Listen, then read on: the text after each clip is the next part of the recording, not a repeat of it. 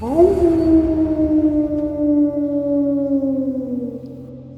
the depths of vast wilderness areas to more isolated rural locations, throughout history there have been numerous cases of people who have vanished without a trace. Some of these cases continue to baffle investigators and searchers alike. Our journey begins by taking a step back in time to 1969. In October of 1969, Robert Winters, a 78-year-old man, vanished during a hunting expedition with his family. The group was in the vicinity of Sparks Lake in Oregon, located in between Broken Top Mountain and Mount Bachelor, an area that is apparently a popular hunting spot. For over 2 decades, Robert and his sons, Charles, George and Alvin, had been making annual hunting trips to Oregon, making the disappearance all the more puzzling. On October 8th of that year, Robert set out to hunt, not realising that this would be the last time saying goodbye to his family at around 11 AM that day. However, as darkness crept in, Robert was nowhere to be found, causing great concern among his loved ones. This was highly unusual behaviour for Robert, and it was clear that something had gone awry. Unfortunately, the situation was compounded by worsening weather conditions. Heavy snowfall began, dumping around 1.5 feet of snow in the 24 hours following Robert's disappearance. The family promptly alerted the county sheriff and called for help, leading to an immediate search and rescue operation involving between 50 and 60 people. While some people arrived and began searching that very night, the majority arrived the next morning. An aerial search also began, and a helicopter would reveal tracks close to Soda Creek, located at an elevation of 7,100 metres, just shy of 2,000 metres higher than his position at Sparks Lake. Despite exhaustive efforts that included the use of tracking dogs and a helicopter, no trace of Robert or his hunting equipment was found beyond the tracks discovered earlier. Searchers followed the tracks, but they seemed to lead nowhere, eventually petering out. The harsh winter weather and heavy snowfall made the search difficult and ultimately proved insurmountable. Eventually, the search was called off due to the hazardous conditions. The situation remained unresolved until the following summer of 1970, when Dr. Jack Crosby, who happened to be on a hiking trip, stumbled upon some items near Soda Creek, close to where the tracks had been seen during the aerial search. Jack quickly reported his discovery to the sheriff's office, and a search was launched in the area where the items were found. A search party began looking Tuesday for Robert's remains after his disappearance set off one of the most extensive searches in Central Oregon history. More than 9 months after the disappearance, Jack found hunting gear, glasses and other effects. Robert's family identified the items and clothing at the site. The man's billfold with money and identification was also found. County Sheriff F.C. Scholes said all Robert's clothing had been found except for one boot and a glove. He said the condition of the clothing showed the presence of wild animals. The Sheriff's Department conducted a meticulous 3-day investigation in the area where Dr. Crosby had found the items. The search may have yielded the recovered items, but no remains were discovered. Moreover, there was no evidence of an attack by either an animal or a third party on the clothing. Notably, the clothes appear to have been removed deliberately rather than torn apart by an animal as part of an attack. The circumstances surrounding Robert's disappearance and the discovery of his items continue to baffle investigators, leaving behind a situation that wasn't well understood at all. Deputies Mel Newhouse and Norman Thrasher, who conducted the investigation at the discovery site, described the scene as very odd because they didn't have a great understanding as to why no remains at all were present. It seems that they expected to put this incident to bed and provide a full explanation to the family. The circumstances, though, remained unclear, and many hypotheses have been put forward to explain what happened to him. Some have suggested that he may have fallen into the creek and been swept away by the water, while others have speculated that he may have been attacked by an animal such as a bear or a mountain lion, which seems to have been discounted. And it's important to bear in mind that there wasn't really anything in the way of evidence to support either. There was no signs of a struggle at the scene where his equipment was found. Some have also suggested that Robert may have become disoriented and lost in the wilderness, especially given his age. However, this explanation was also a problem for some, given that Robert had been hunting in the area for over 20 years and was familiar with the terrain. As said, the sheriff's deputies who worked this case would later reveal that they themselves didn't have any great explanations for why they never found the remains, only stating that they simply didn't know and it was a major peculiarity, so clearly it seems that fact didn't sit well with them.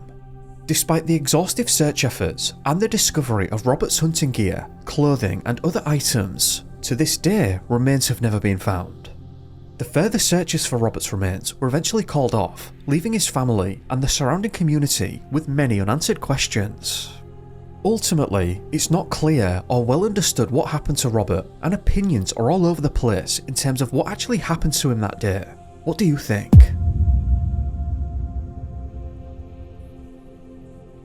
Bruce Diggle, an 82-year-old man from the UK, went missing on the 19th of July while hiking with a group of 8 or 9 people in a rural area of Cyprus, near the village of Cyprus. Bruce was described as being somewhat frail and vulnerable by the people he was with, but he left the group of his own accord at around 5:25 PM and then vanished. Specifically, the group had walked around half a mile before Bruce said that he felt a bit uncomfortable. I'm not sure if he meant that the hike had taken its toll or if he felt unwell, but whatever the case may be, he decided that he wasn't going to be able to finish the hike and began to head back to where the cars were parked, alone.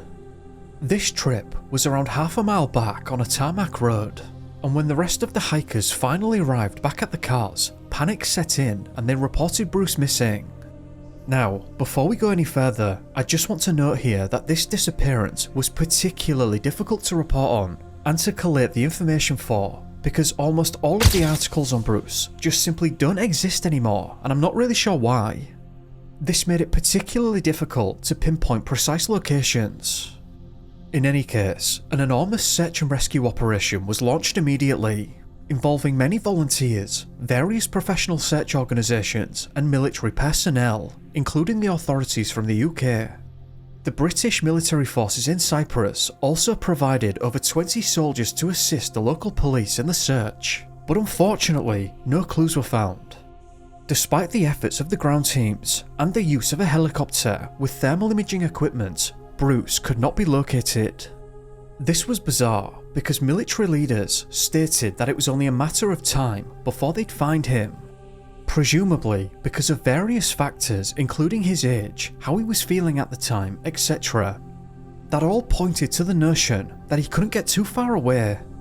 They assumed that he'd walked a short distance and then sat down to rest, and to that end they had helicopters up in the air patrolling the road.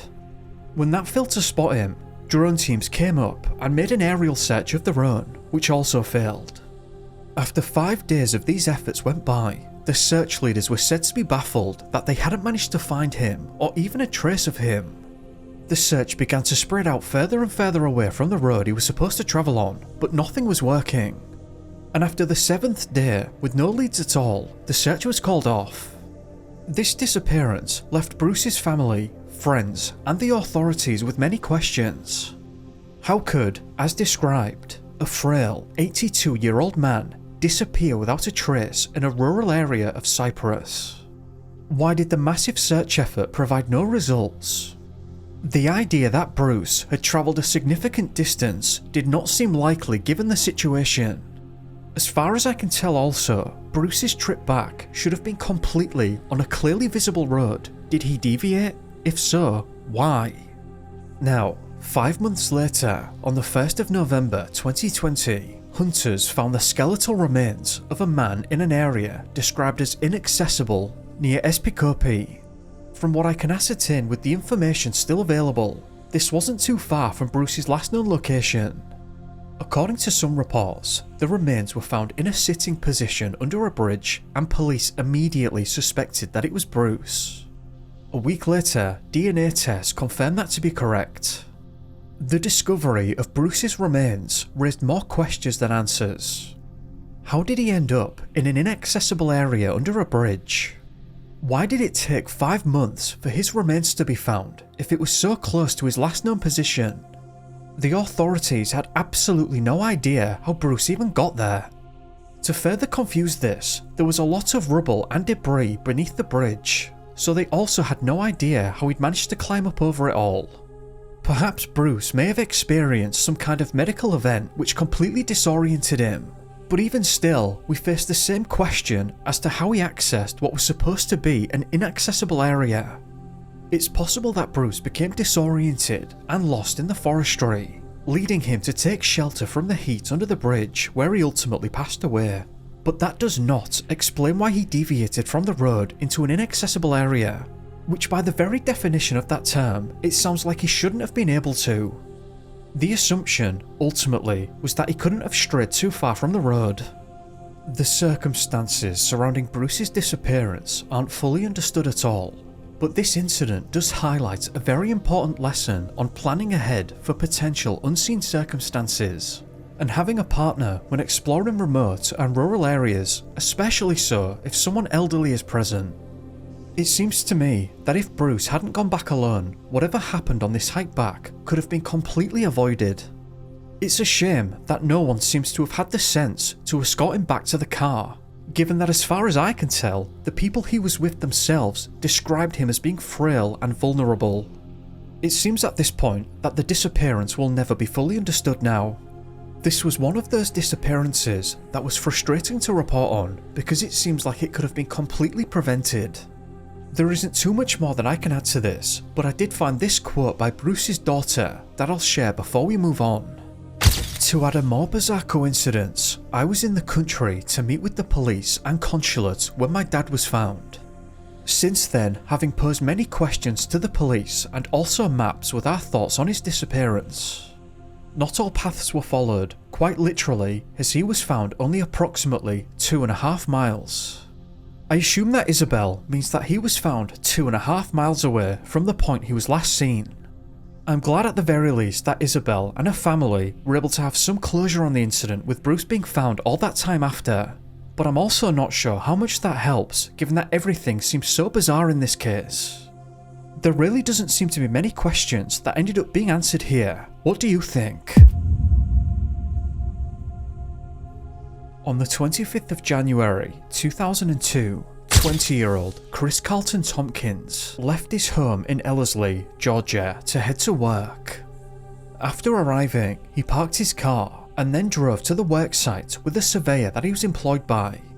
Chris was part of a 4-man survey crew in a wooded area near County Line Road, off of Warm Springs Road in Harris County. At the time this occurred, Chris was working alongside 3 other co-workers who were approximately 50 feet apart, walking in one direction. Around 1 PM, Chris was last seen by one of his co-workers who said that he'd looked away for a moment and when he looked back, Chris was gone. Around 1 PM, the surveyor informed his wife that Chris had gone missing, but it wasn't until 4:15 PM that Chris's mother was notified.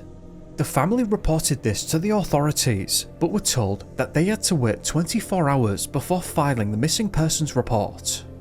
Hour after hour, without assistance from law enforcement, they combed the area where Chris was supposedly last seen. What we found was puzzling and did not make sense in light of what Chris's co-workers told authorities, the mother said.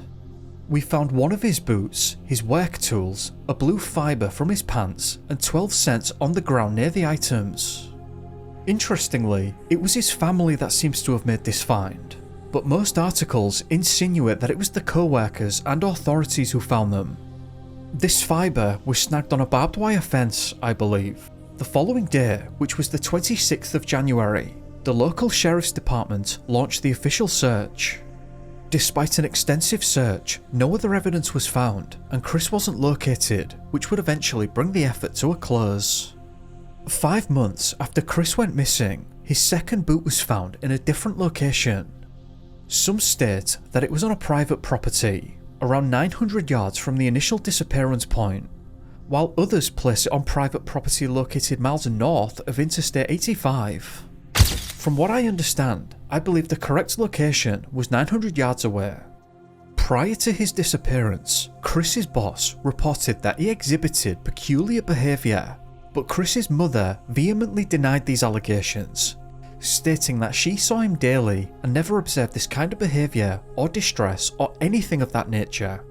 This disappearance was very strange. What made Chris leave that day, and what happened to him? One puzzling question that must be asked is, why had Chris removed his boots? And why were coins found near to where he was last seen? If he was forcibly taken from the area, as many seem to believe, why did his co-workers not hear a commotion or a shout? There is no evidence to suggest the presence of foul play, but that leaves us with an odd set of circumstances and no real answers. Could Chris have felt threatened or spooked in that moment and then bolted from the area? Work boots don't just fall off. He may, for whatever reason, have felt that he had to get out of there fast, and then got snagged on the barbed wire, where he also removed his boots to run faster, but only managed to remove one and then remove the other when he had a moment.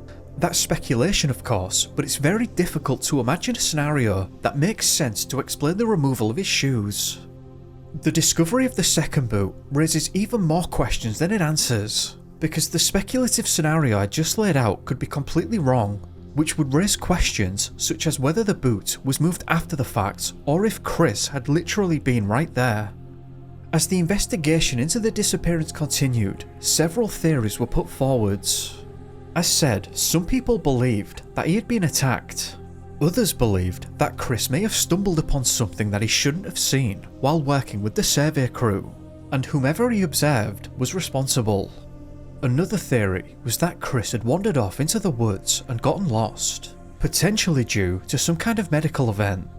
The area where he disappeared was heavily wooded, and there were several streams and small lakes nearby. However, this theory seemed unlikely because, as far as I can tell, Chris was experienced in the outdoors and was familiar with the area given he was working there.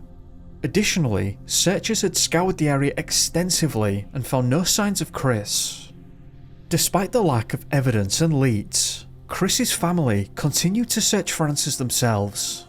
They set up a website to help spread awareness about Chris's case, and they offered a reward for information leading to his whereabouts. They also hired a private investigator to look into the case. Over the years, several possible sightings of Chris have been reported, but none of them were ever confirmed. In 2012, a group of volunteers organised a search of the area where Chris disappeared, but they found no new evidence. Today, over 20 years since Chris vanished, his case remains unexplained. His family continues to hold out hope that someday they'll find out what happened to him. They've never given up this search.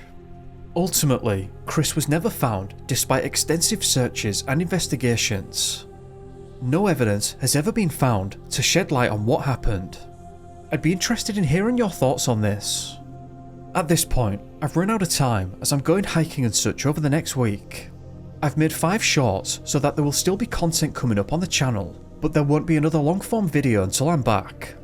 So with that, I'd just like to take the time to thank you for watching, and a big thank you to the patrons who've been running around and disappearing on the screen.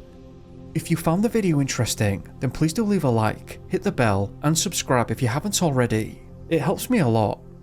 If not, then feel free to leave a dislike. I'm just looking for your honest opinion either way. I hope that you've had a great day or evening depending on where you are, and I'll see you in the next one. Be safe guys. Peace.